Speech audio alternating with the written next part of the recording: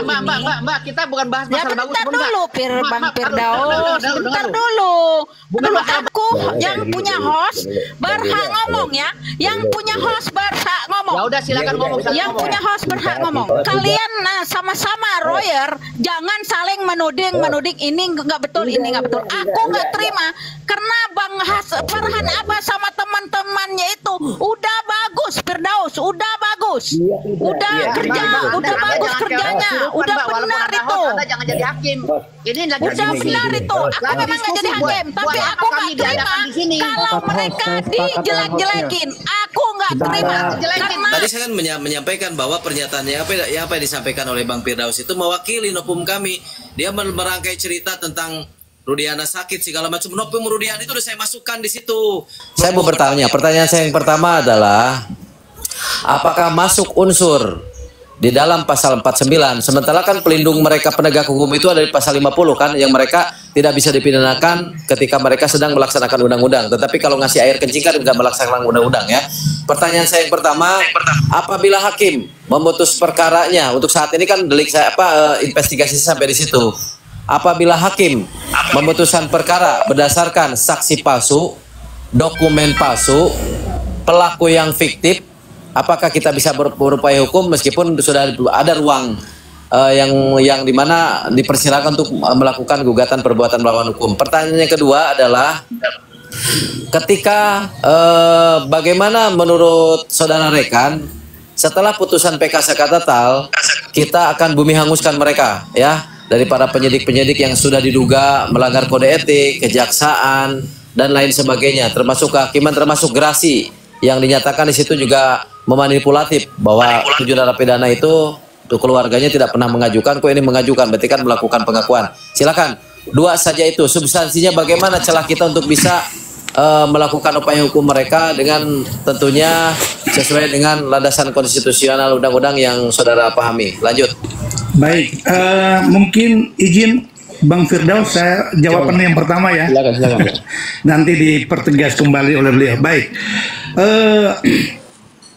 Memang kalau kita berbicara tentang prinsip atau asas itu ada 2 pembuktian. Yang pertama pembuktian positif, artinya pembuktian berdasarkan undang-undang, merujuk kepada undang-undang. Yang kedua pembuktian negatif, di mana ada alat bukti yang sah menurut undang-undang plus keyakinan hakim. Nah, dalam asas yang pertama berkaitan pembuktian positif itu sering kita gunakan dalam kasus-kasus perdata. Dan dalam kasus pidana itu adalah pendekatan asas pembuktian negatif di mana plusnya ada keyakinan hakim. Nah, di dalam proses peradilan itu hakim tidak sama sekali memiliki kewenangan menguji tentang apakah keterangan itu palsu apa tidak, bukti itu palsu apa tidak, karena itu pengujian konteksnya berbeda. Tetapi berdasarkan alat bukti yang sah itu lalu membangun sebuah keyakinan hakim bahwa orang itu bersalah atau tidak. Maka dalam persoalan ini sebenarnya siapa yang kita harus minta pertanggungjawaban pertama adalah tingkat kepolisian. Kalau kita presentasikan mungkin 70% letak kesalahan itu adalah proses penyidikan. Karena di sana ada pelanggaran prosedural. Karena kita harus tahu prinsipnya adalah procedural is the heart of the law. Artinya prosedural itu adalah jantung dari hukum sendiri. Bahkan tingkatannya dia lebih tinggi di atas hukum itu. Maka kita mengajarkan para penegak hukum itu untuk mencapai keadilan substansi tidak harus melanggar prosedural, karena prosedur pun bagian dari keadilan. Dan saya sepakat apa yang disampaikan Dr. Firdaus tadi, bahwa pelanggaran prosedural itu yang menjadi asal muasal perkara ini tidak menjadi sempurna, atau hakim mengadili perkara ini yang sebenarnya di dalam level tingkat penyidikan dan penuntutan itu bermula dari alat bukti yang tidak sah, barang bukti yang tidak sah, yang tidak mengarahkan kepada 7 pelaku yang sudah saat ini masih menjalani ancaman pidananya. Nah, menanggapi pertanyaan tadi, apakah hakim itu dapat dikenakan sanksi pidana? Saya belum melihat frasa yang diatur secara eksplisit bahwa ketika hakim menjalankan tugas dan profesinya, lalu ada kekeliruan, lalu dia melakukan dikenakan sanksi pidana. Saya waktu beberapa kali diskusi, saya selalu menjawab dalam hal yang sama karena saya menemukan aturan-aturan secara eksplisit, karena mereka sama juga seperti advokat. Ketika dia menjalankan tugas profesinya, dia mendapat hak imunitas, terkecuali diketahui di kemudian hari dalam putusan itu mengandung unsur suap atau unsur gratifikasi atau unsur konspirasi antar pihak-pihak yang menghendaki perkara ini diadili 8 terpidana itu. Kalau itu artinya bukan pelanggaran berkaitan dengan putusan, tapi lebih kepada tindakan-tindakan pidana baru atau tindakan-tindakan pidana opsional yang bernama korupsi. Inilah menjadi dalam kasus ini menjadi refleksi kita semua tentang hukum, bahwa kita masih menemukan kekosongan hukum. Bagaimana sistem hukum mengatur secara baik supaya hakim itu juga memiliki kewenangan untuk menguji keaslian tentang data atau alat bukti yang disuguhkan atau yang disajikan oleh jaksa penuntut umum yang bersumber dari proses penyidikan.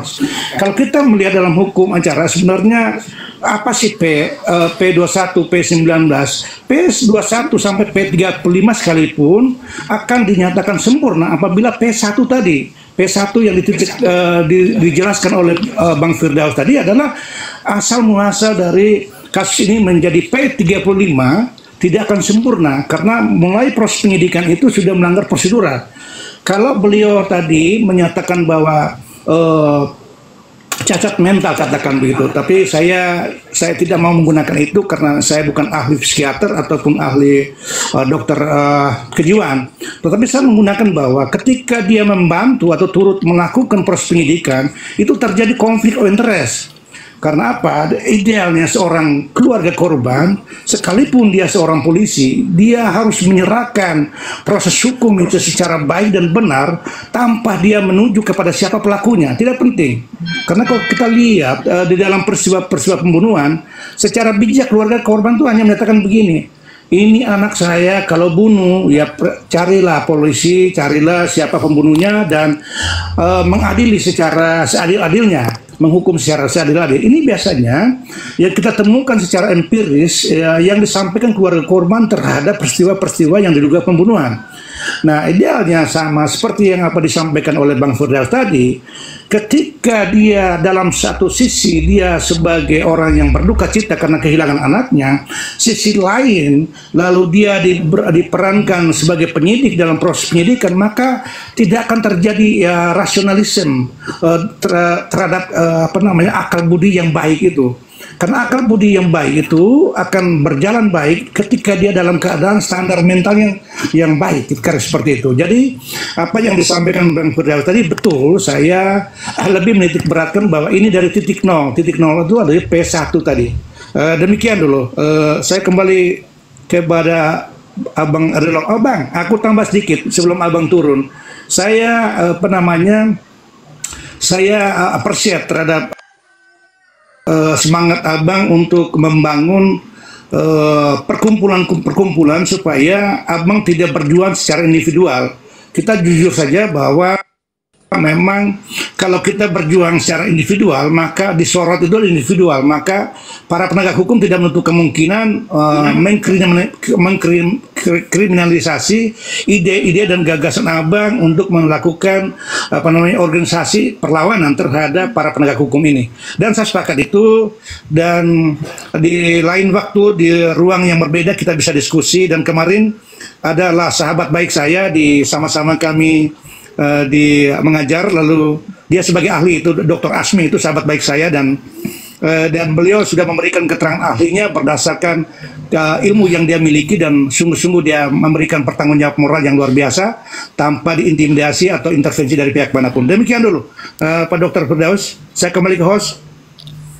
Ya, makasih. Silakan Bang Daus atau Bang Erdi. Ya, terima kasih banyak atas waktunya yang diberikan. Terima kasih banyak juga pada rekan Nyoman ya, dan Erdi Lau ini siapa namanya nih? Biar saya nyebut nama aja. Ridwan. Saya Kang Rian, Kang. Kalau panggilan di realnya saya Kang Rian. Oh, iya, Sudah oke. Tapi nama lengkap saya Raden Dadan Mariana. Lanjut. Waduh, Raden Nyanya saudara saya nih. Jadi Iya, nanti kan Bang Firdaus itu harusnya pakai Raden juga. Kita sama-sama terah yang satu jiwa untuk bikin Indonesia menyala keadilannya. Lanjut, Bang. amin ya. Jadi terkait dengan pertanyaan Adindaku Raden atau rekan kami Raden atau Rian, saya mencoba menjawab ya. Tapi kalau salah tolong diluruskan karena ini kehilafan saya sebagai manusia. Yang pertama-tama saya menjawab dulu pertanyaan katanya apakah hakim yang bisa yang sedang memimpin ya pelaksanaan sidang itu bisa dipidana atau tidak. Tentu bisa saja kalau dia melakukan tindakan yang berkaitan dengan pidana khusus ya. Seperti penyuapan atau korupsi yang seperti yang diterangkan oleh rekan Nyoman tadi.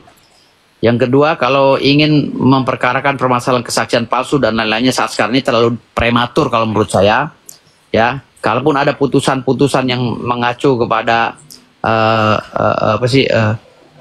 PK-nya timnya daripada Farhad Abbas dan rekan, saya malah maaf sekali lagi PK-nya ini novumnya menurut saya, menurut pandangan hukum saya kurang kuat.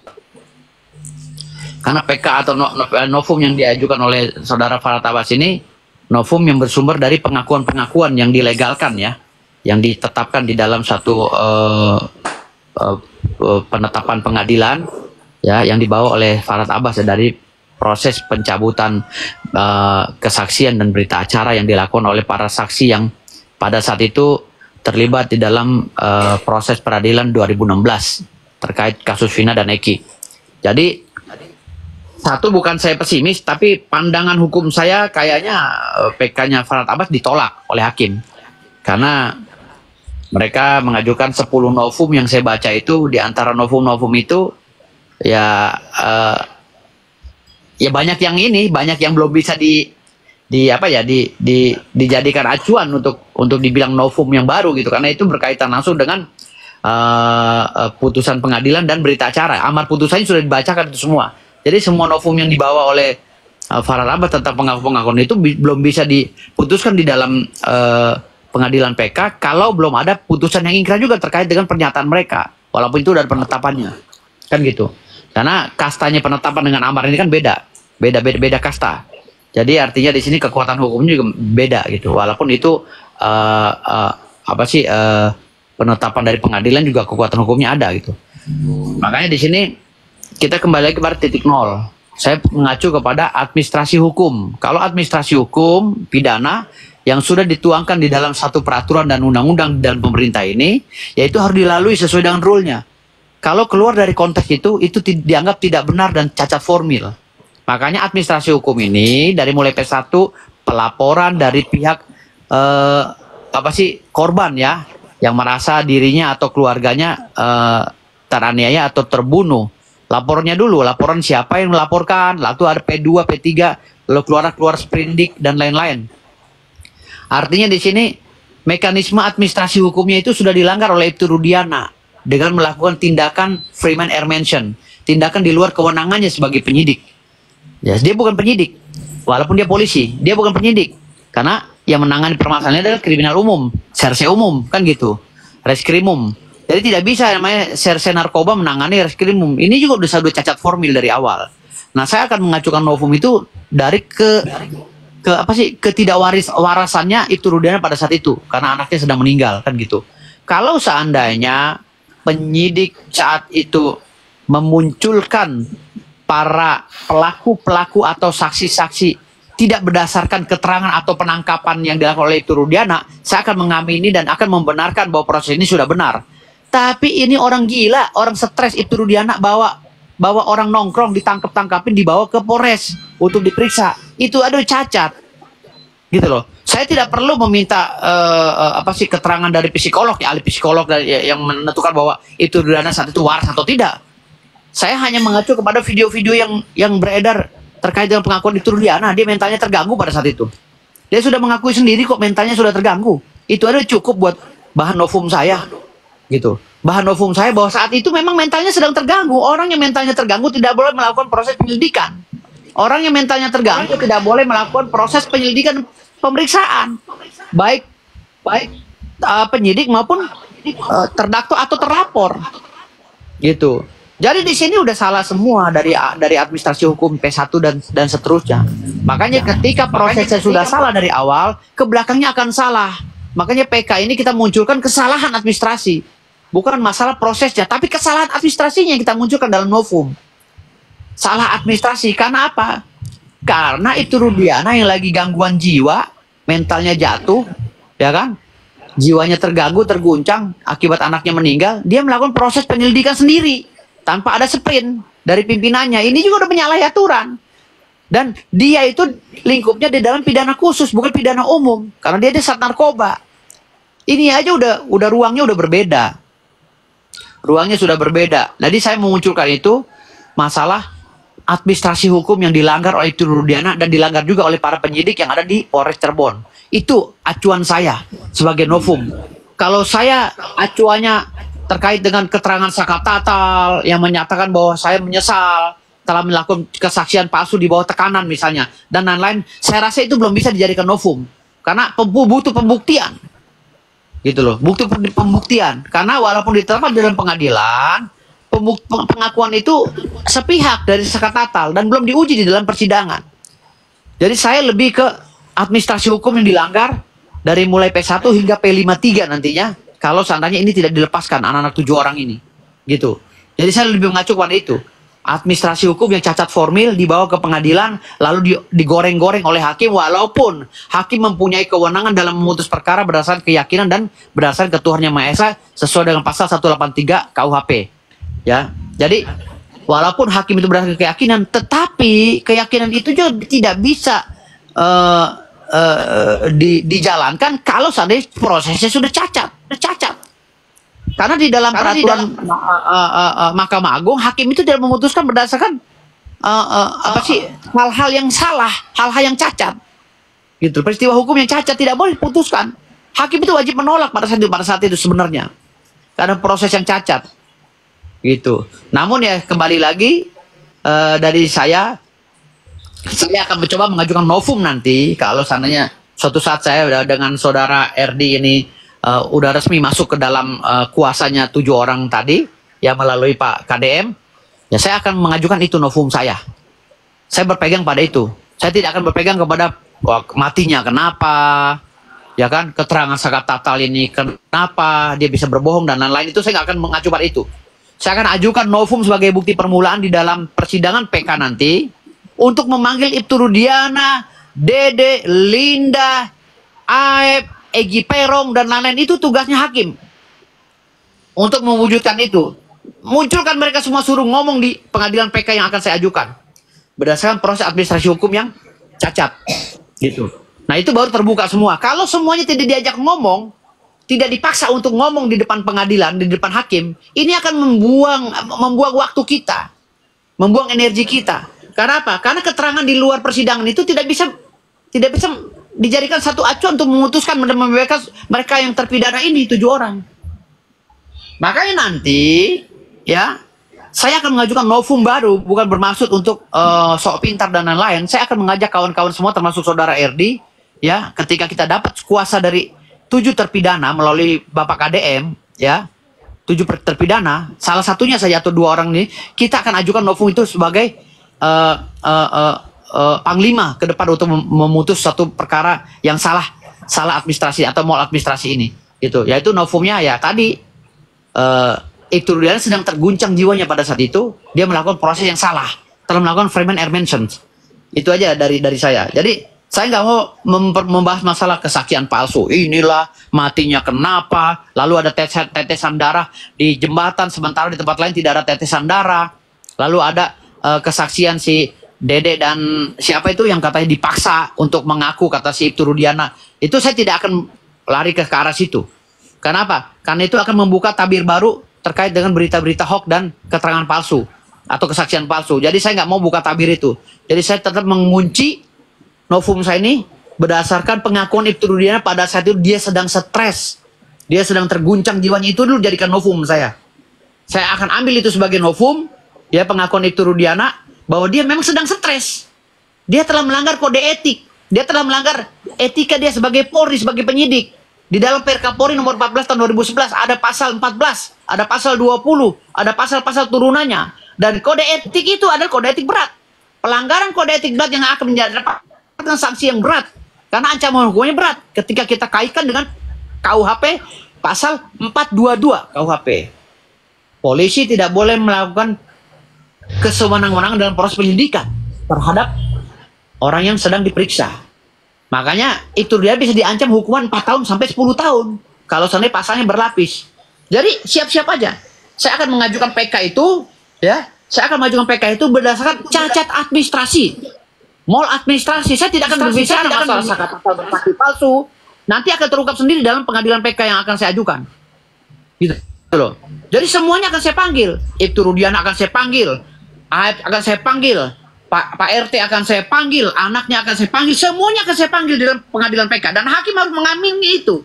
Kalau hakim tidak mengamini itu, akan saya lapor ke komisi yudisial. Berarti hakim kong kali kong dengan aparat penegak hukum yang lainnya. Gitu. Saya orangnya keras. Jadi tidak bisa dimain-mainkan ini. Jadi artinya di sini poinnya adalah PK-nya yang diajukan oleh Farhad Abbas, saya meyakini bisa saja ditolak oleh hakim. Gitu loh. Kalau dia tidak mengacu kepada administrasi hukum, karena semua mengacu pada administrasi hukum pidana, gitu, P1 sampai P53. Jadi kalau kita tidak mengindahkan itu, maka ini akan bergulir terus kepada berita-berita hoax, fitnah-fitnah dan lain-lain. Dan pengajuan PK yang berkaitan dengan novum atas kekeliruan dan kesesatan daripada proses penyelidikan ini, ya, karena akibat daripada jiwa si Ibtu Rudiana yang terganggu ini, ya, ini menyelamatkan semua pihak. Jadi tidak juga menjustifikasi saudara Gugun, saudara Haris Papua sebagai polisi. Karena kita tahu di Indonesia ini ya, proses penyidikan itu kadang-kadang hampir rata-rata kalau berkaitan dengan kejahatan yang luar biasa, polisi pasti dalam proses penyelidikan kalau pelakunya itu tidak mengaku, pasti melakukan tindakan-tindakan kekerasan seperti itu, bukan rahasia umum lagi gitu. Karena kejahatan yang terjadi di Indonesia ini juga kejahatan yang berkaitan dengan penjahat yang sudah menjadi residivis, penjahat yang akan menjadi residivis yang memang dia udah nyaman dengan kejahatannya, sehingga ketika ditanya oleh polisi sulit untuk membuka suara, sehingga dengan cara kekerasan itulah polisi bisa membongkar semuanya gitu. Karena kita tahu polisi juga nggak bisa disalahkan. Maaf, bukan bermaksud untuk membela Aris atau Aris Papua atau Gugun ya, bukan maksud itu. Saya meluruskan seluruh-seluruhnya. Jangan sampai polisi juga dipojokkan, karena saya cucunya polisi gitu. Jangan sampai institusi kakek saya dipojokkan. Artinya di sini saya mencari jalan tengah bahwa ini administrasi hukum yang salah. Karena kalau administrasi hukumnya sudah salah, semuanya sudah salah. Kalau masalah Aris Papua menyiksa atau Gugun menyiksa, itu mohon maaf, ya bukan rahasia umum lagi ya, walaupun ini harus dibuktikan dengan pembuktian di dalam satu pengadilan gitu. Tetapi saya tetap berpegang teguh, saya tetap di tengah-tengah memunculkan ini. Kalau seandainya proses ini benar-benar di PK nanti disetujui oleh hakim dan diterima PK saya oleh hakim PK, ya, maka akan ada terpidana baru terkait masalah ini, ya, terpidana baru atas rekayasa kasus yang dilakukan oleh oknum-oknum yang nantinya akan menjadi tersangka baru. Makanya tunggu aja tanggal mainnya. Terima kasih. Oke, siap. Baik, justru begini pendapat saya. Baik, pendapat saya begini, justru Nopum itu udah diwakili sama saudara rekan saya, tapi saya terbalik ya. Jadi begini, rekan itu tidak substansi dengan pembelaan kami di Pengadilan Negeri Cirebon. Saya akan jelaskan di sini ya. Terkait yang dibicarakan oleh saudara rekan saya barusan mengatakan bahwa saya akan menghitung Rudiana itu udah salah satu Nopum, saudaraku. Buktinya apa? Pelaporan kami di Bareskrim sama di Propam. Kalau Rudiana itu sudah kita laporkan. Nah, bunyi yang disampaikan oleh saudaraku mengenai orang stres, Undang-Undang 144 segala itu sudah termaktub di situ semuanya. Nah, karena Rudiana itu sudah dijadikan novum. Novumnya apa? Bukti laporan kami. Dan wawancara saya di televisi dengan Dr. Mardiman Saleh waktu itu. Kita sepakat kok bersama-sama bahwa Rudiana akan hadir. Silakan kalian cek iNews, TV One yang mengatakan Rudiana akan hadir. Itu saya di sana saya lantang berbicara dengan lawyernya Rudiana bahwa Rudiana akan hadir. Sehingga sidang jam 14 kami sudah melihat di situ ada orang-orangnya Rudiana. Saya berpikir senang, kirain Rudiana mau hadir. Saya adalah orang yang tersisa satu orang yang menunggu dengan Koko Cirebon, Bang Faktual, Bang Gol. Di situ saya menunggu sampai jam 4 ya. Saya jam 4 menunggu kedatangan Rudiana, tapi Rudiana nggak kunjung datang. Nah, berarti sekarang pemberkasan sudah selesai, gimana dia mau datang? Jadi Rudiana, pernyataan saudaraku tadi yang sudah saya sampaikan sudah termaktub di dalam pelaporan kami dan di situ sudah tertera nopumnya. Terus nopum berikutnya, kenapa Dede tidak dihadirkan? Kalau Dede dihadirkan, itu pun saya komunikasi dulu sebelum saya kehadiran Deddy Mulyadi yang perdana. Saya di rumah Kang Deddy Mulyadi itu berjam-jam cerita. Nah ternyata Dede akan dijadikan objek nopum untuk 7 narapidana. Tetapi saksi fakta yang disampaikan oleh Pak Deddy Mulyadi menguatkan kami dengan beberapa saksi bahwa terjadinya peristiwa hukum tersebut menurut putusan pengadilan yang kami juga masih menganggap itu fiktif, bahwa Deddy Mulyadi menguatkan dengan para saksi Sakatata tidak ada di tempat itu karena TKP yang berbeda, ya kan? 2. Betul saudaraku, termasuk tempus delicti, locus delicti itu semuanya sudah kita sampaikan semuanya di dalam berita acara laporan kami dalam melengkapi hukum untuk Rudiana. Selanjutnya, ini yang saya mau maksudkan sebelum Bang Firdaus turun ya.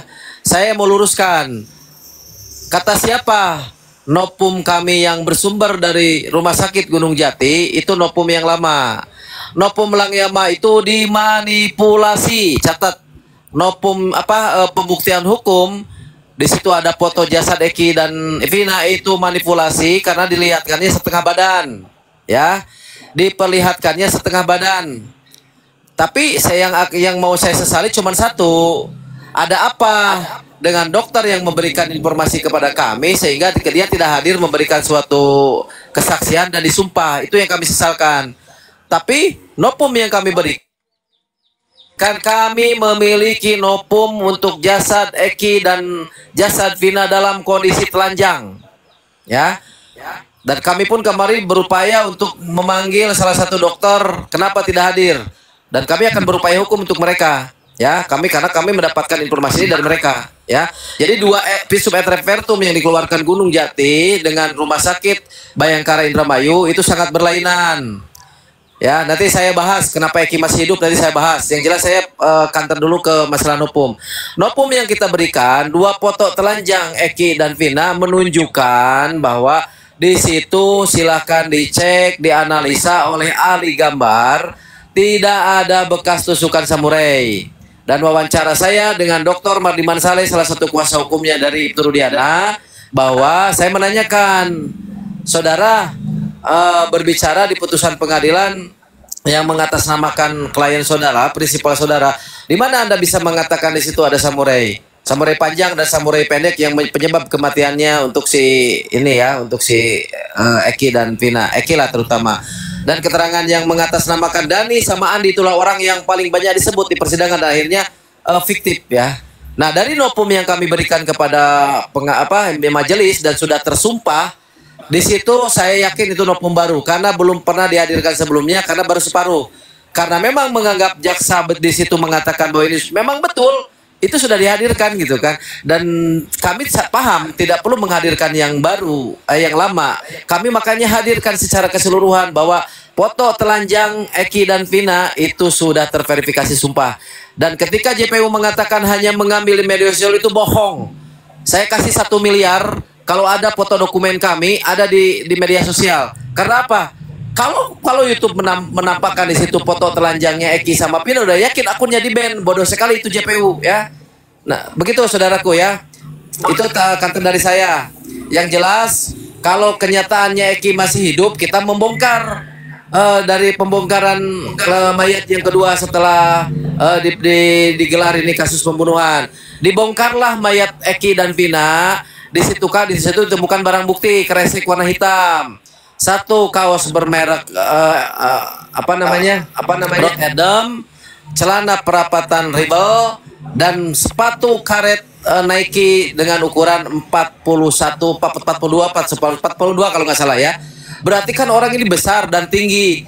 Kalian orang Cirebon yang pernah bertemu dengan Eki, silahkan kalian cek Eki tinggi badannya berapa, berat badannya berapa.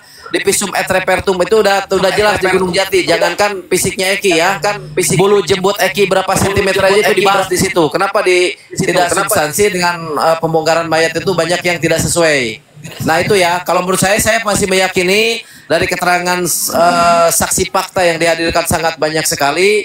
Dan 3 nopum. Jadi gini saudaraku Bang Firdaus, karena Anda dengan saya sama-sama muslim. Ketika Allah menulurkan surat wal asri innal insana lafi usrin illa ladina amanu wa amilus shalihat wal haq wa tawassaw bil sabr. Ya, kata Imam Syafi'i, selesailah dunia ini damai. Itu baru satu surat.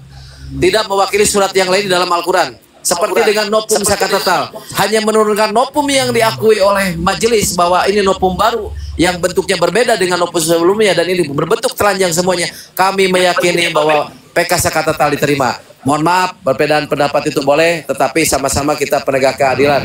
Sekian, silakan. Ada yang mau menanggapi Pak Firdaus, orang yang religius, silakan menjalankan sholat zuhur. Mudah-mudahan hadirnya saudaraku di sini menjadi nilai ibadah dan kita selalu berjuang untuk kebaikan. Silakan ditanggapi sebentar, Bang Firdaus. Oke, saya tanggapin sedikit ya, host ya. Host, boleh ya? Halo. Ya, halo, ada suaraku nggak? Iya, baik. Iya, host ya. Jadi Bang Hadirlo, jangan berkecil hati. Apa yang dilakukan oleh Bang Hadirlo dan kawan-kawan termasuk rekan Farad Abbas itu sudah sangat maksimal. Karena apa yang disampaikan Dr. Firdaus tadi, produk novum yang dimiliki hampir sama produk novum yang dimiliki Hadirlo dan kawan-kawan. Semua dari sumber pengakuan. Sebenarnya pengakuan itu adalah suatu novum juga. Karena pengakuan itu adalah satu alat bukti yang bernama saksi. Walaupun dalam tinjauan progresifnya yang kita kesampingan positivismnya, sebenarnya saya tidak juga sepakat PK itu diwajibkan novum. Karena seharusnya PK itu lebih menitik beratkan kepada pertimbangan hukum yang keliru dan penerapan hukum yang salah. Tetapi suka tidak suka kita harus terima bahwa syarat PK itu adalah cantongannya adalah novum. Maka saya memiliki keyakinan ya bahwa novum yang dimiliki oleh tim lawyernya Sakatata itu adalah novum yang dapat dipertimbangkan oleh hakim. Setidak-tidaknya novum itu membangunkan keyakinan. Karena banyak keterangan-keterangan yang berbeda dalam peristiwa tahun 2016. Dan ada juga keterangan-keterangan yang memperkuatkan fakta pada tahun 2016. Nah, jadi kalau saya pikir sih pendapat saya selajimnya hakim mempertimbangkan dan bahkan harus mengabulkan permohonan PK itu. Jadi dia tidak mengesampingkan novum-novum walaupun itu hanya sebuah pengakuan-pengakuan yang baru. Karena dalam keputusan hakim, satu alat bukti itu adalah saksi. Saksi juga adalah pengakuan. Dia menceritakan apa yang dia lihat, apa yang dia dengar, dan apa yang dia ketahui. Justru mungkin dalam perspektif saya, Rudiana itu karena novum yang dimiliki oleh 7 terpidana nanti mungkin jauh lebih lemah dibanding novum yang disajikan oleh teman-teman kuasa hukum yang saat ini sedang mengajukan PK. Karena sama-sama pengakuan sebenarnya. Dia mengakui bahwa dia gangguan jiwa, dia dalam keadaan sedih, kan gitu. Sama ya kan ini yang dimiliki, apalagi yang disampaikan rekan Abdullah tadi banyak sekali, bukan hanya itu. Ada bukti pengakuan, ada bukti material yang diperlihatkan dalam visual, dalam bentuk foto, itu juga menjadi novum. Itu sah sebagai novum. Hanya semua novum yang sah dipaparkan dalam ruang sidang itu diwajibkan legalisasi atau penetapan, supaya dianggap ini adalah novum yang sah, kan begitu. Tapi saya memiliki keyakinan dalam perkara PK ini, hakim harus memiliki satu keyakinan yang tidak boleh meragukan tentang novum yang dimiliki, lalu dengan argumentatif lain yang disampaikan berkaitan dengan satu peristiwa hukum yang disajikan dalam ruang sidang itu satu dengan yang lain tidak bersesuaian. Artinya dapat dimungkinkan pertimbangan hukumnya adalah penerapan hukum yang salah dan pertimbangan hukum yang keliru oleh hakim dalam kasasi ya. Saya pikir seperti itu. Saya kembali ke host.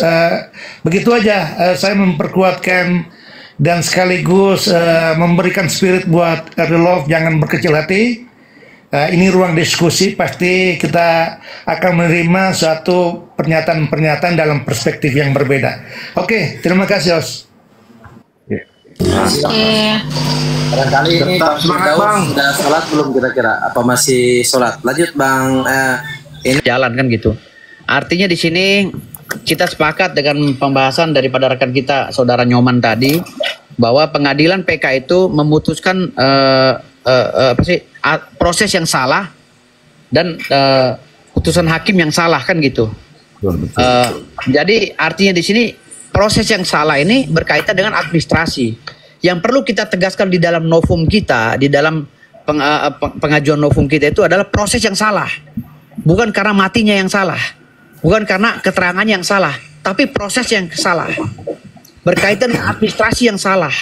Kenapa saya selalu berbicara bahwa di dalam proses ini tidak perlu kita mengajukan banyak-banyak novum yang membuat hakim itu jadi keliru dan pandangannya bercabang-cabang, kan gitu.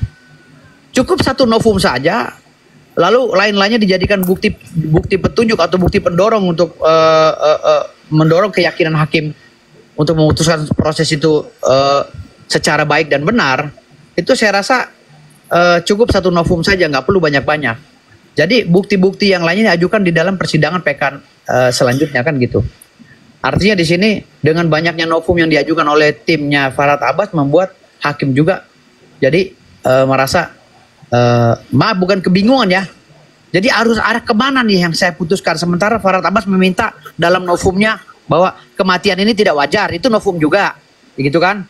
Jadi cerita peristiwa hukumnya juga sudah berbeda. Lalu ada lagi itu Rudiana yang dilaporkan ke Mabes Polri atau di Polda karena dia melanggar kode etik dan lain-lain. Itu juga novum juga. Nah, novum yang banyak ini membuat hakim itu menjadi bukan bingung sih sebenarnya. Jadi peristiwa hukum ini jadi campur aduk, gitu. Tidak substansional dan tidak objektif.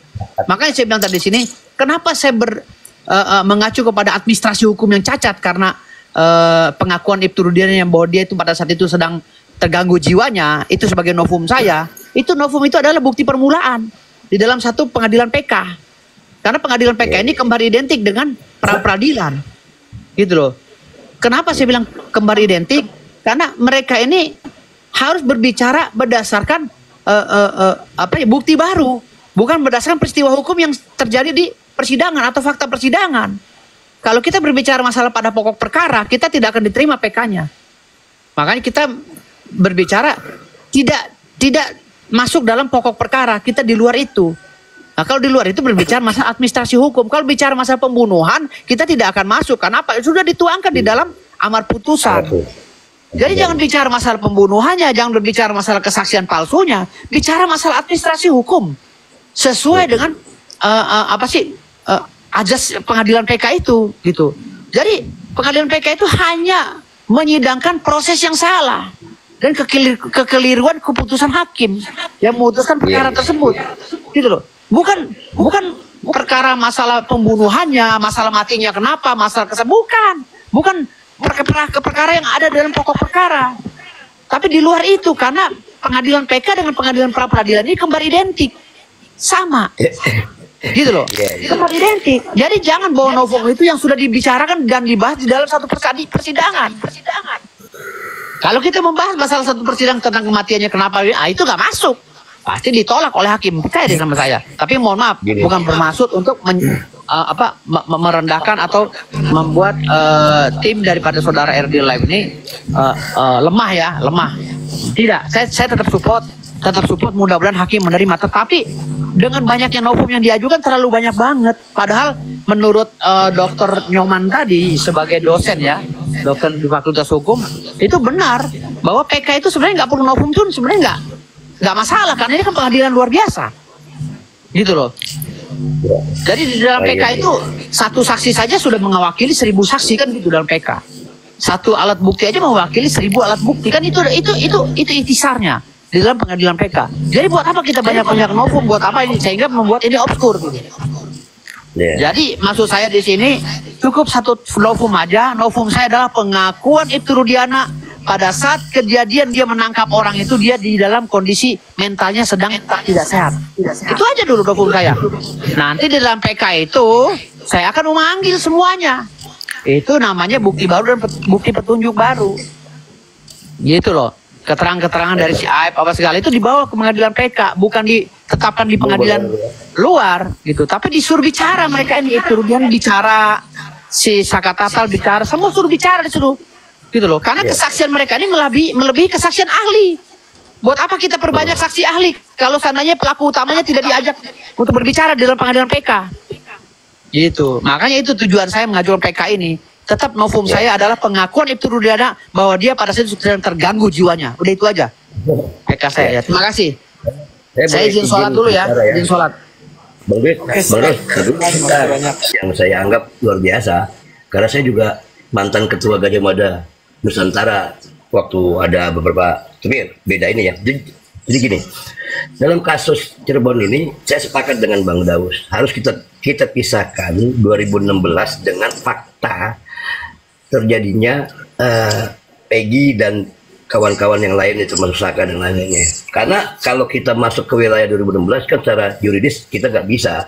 Ini kan sudah ketuk palu ya, sudah nggak bisa diapa-apain lagi. Tapi melihat tadi benar ada sebuah titik yang namanya kesalahan prosedur, pelanggaran prosedur dan segala macam dilakukan oleh oknum.